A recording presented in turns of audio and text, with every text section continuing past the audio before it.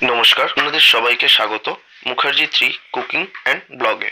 আজকে আমরা বানাতে চলেছি সম্পূর্ণ হোম স্টাইলে চিকেন ভর্তা। আলাদাভাবে কোনো দোকান থেকে মাংসের পিস কেটে আনার দরকার নেই। আপনাদের যেরকম ঘরে কাটা আছে ঠিক সেরকমভাবে চিকেনগুলো দিয়ে তাতে হালকা জল দিয়ে নুন দিয়ে প্রেশার কুকার আটকে 5 থেকে 6টা সিটি দিয়ে নেব। একটা বাটির ওপরে ঝুড়ি রেখে তাতে মাংসগুলো ঢেলে নেব। মিক্সিতে দুটো পেঁয়াজ দোচালা করে কেটে দিয়ে তাতে একটা টমেটো কুচি কুচি করে কেটে 5-6টা রসুন আর একটু আদা কেটে দিয়ে তাতে লঙ্কা ধনেপাতা কেটে দিয়ে দেবো।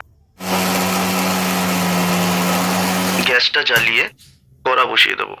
কড়াটি গরম হয়ে গেলে সরিষার তেল ঢেলে দেবো। তেল গরম হয়ে আসলে আগে থেকে করে রাখা পেস্টটি দিয়ে দেবো। তো তেজপাতা কেটে দিব। মশলাগুলো যখন কষা হয়ে যাবে হালকা সামান্য জল দিতে হবে। সেদ্ধ করে রাখা চিকেনগুলো ভালো করে ছিঁড়ে ছিঁড়ে আলাদা করে নিয়ে সেগুলো কড়ায় দিতে হবে। চিকেনের স্টকটা এখানে দিয়ে দেবো, মানে যে জলে সেদ্ধ করেছিলাম। 2 চামচ গুঁড়ো হলুদ, 2 চামচ কাশ্মীরি লঙ্কা, 1 চামচ চিনি, 2 চামচ পোস্ত ভালো করে বেটে নিতে হবে। বাটা কমপ্লিট।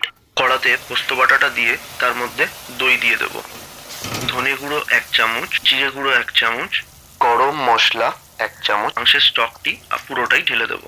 হাত মতো 1 চামচ নুন, সুগন্ধের জন্য একটু কাসুরি মেথি ভালো করে হাত দিয়ে গুঁড়ো করে দেবো।